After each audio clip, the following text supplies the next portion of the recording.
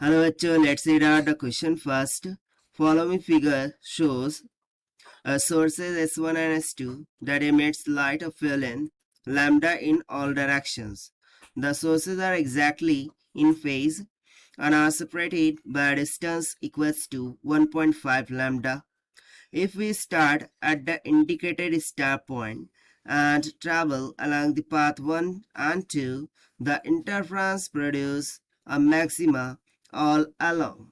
So यहाँ पर देखिए हमें डायग्राम में इस तरीके से दो सोर्सेज गिवन है S1 एंड S2।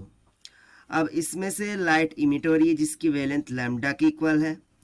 अब ये दोनों सोर्सेज को हमने एग्जैक्टली 1.5 लैम्डा के डिस्टेंस पर रखा है, जो कि बेसिकली यहाँ पर स्मॉल डी के द्वारा दर्शाया गया है। अब बोल रहा है कि यदि हम स्टार्ट करें स्टार्ट पॉइंट से, यानी कि ये जो स्टार्ट पॉइंट हमें लिखा हुआ दिख रहा है, यदि इस पॉइंट से स्टार्ट करें सो पाथ 1 टू पार्ट 2 की तरफ जाए, सो इंटरफ्रेंस पैटर्न प्रोड्यूस कर दे मैक्सिमम ऑल के लिए, यानी कि किस पाथ के लिए हमें मैक्सिमा की कंडीशन यहाँ पर सेटिस्फाई होती हुई दिखेंगी, उसे हमें यहाँ पर फाइंड आउट करके बताना है। तो चलिए स्टार्ट करते हैं सोल्यूशन से, but before of it's let's talk about the key concept which we are going to use here for this question. So यहाँ पर एक कॉन्सेप्ट होता है पाथ डिफरेंस का, राइट, जिसको हम डिनोट करते हैं डेल्टा एक्स से, and this is nothing but is equals to, एक तो हो जाता है डी साइन थीटा, या फिर हम सिंपली बोल देते हैं कि भाई एन लैम्डा है, कितना है, एन टाइम्स ऑफ लैम्डा के बराबर है। सो भाई इसी कंसेप्ट का हम यहाँ पर यूज करना है।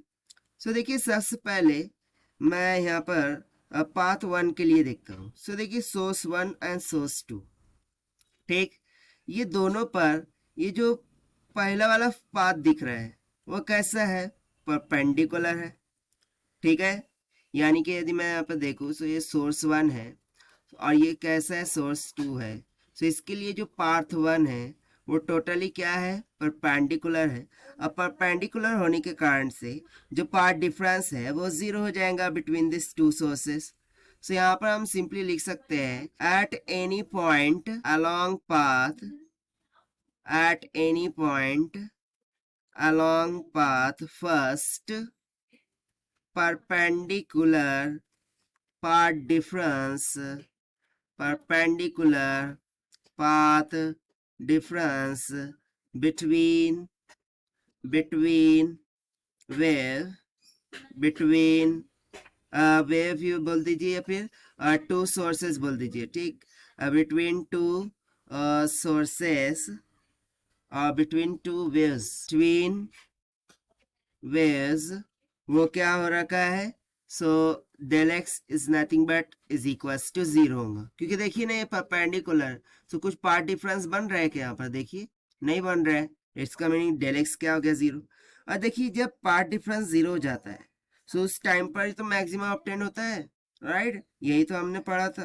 सो यहाँ पर हम सिंपली बोल देंगे कि maxima obtain, maxima obtained at what, that is path 1। Path 1 के लिए हमें मैक्सिमा मिल जाएगा। अब देखते हैं हम पार्ट 2 के लिए। सो पार्ट 2 में यदि मैं देखूं यहाँ पर, सो यहाँ पर देखिए हमें गिवन था दोनों सोर्सेज के बिटवीन का डिस्टेंस कितना है, 1.5 के बराबर है। सो बेसिकली ये उस तरफ है जिसको यहाँ पर मैग्नीफाई करके बताया कि देखिए इस तरीके से होगा पार्ट 2। सो ये पार्ट 2 के लिए जो डिस्टेंस होगा वो तो स्मॉल डी के बराबर हो जाएगा, जो कि 1.5 टाइम्स ऑफ लैम्डा के बराबर दिया है। यानी कि मैं यहाँ से बोल सकता हूँ कि पाथ 2 के लिए जो पाथ डिफरेंस है, पाथ डिफरेंस होगा, this will be equals to, कितना हो गया, 1.5 times of lambda. So this will be equals to 3/2 times of lambda, ना 3/2, ठीक, 3/2। सो ये तो क्या हो गया, सो इसको हम बेसिकली किस तरीके से लिख देते हैं, n इंटू λ/2 ना। जब भी λ/2 टाइम्स ऑफ n आता था सो उस टाइम पर हम बोलते थे कि n is odd multiple, n क्या है, ये ऑड का मल्टीपल में है। और जब कभी ये ऑड के मल्टीपल में हो सो क्या फॉर्म होता है, मिनिमा फॉर्म होता है, राइट। सो बेसिकली पार्ट 2 के लिए क्या फॉर्म होगा, मिनिमा। सो मिनिमा ऑब्टेन्ड एट पाथ 2।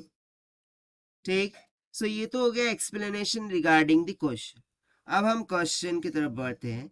तो क्वेश्चन में हमें interference produce maxima all along के बारे में पूछा था, राइट। और मैक्सिमा में किस केस में मिल रहा है, पाथ 1 के लिए मिल रहा है। सो देखिए हमारा आंसर यहाँ सिंपली क्या हो जाएगा, that is we get maxima for path 1। और यही हो गया हमारा आंसर जो कि हमने सॉल्व किया by using the conceptual formula part difference. Now let's check the option. So option A will become correct. So this is the required solution. I hope you understood well. Best of luck. Thank you.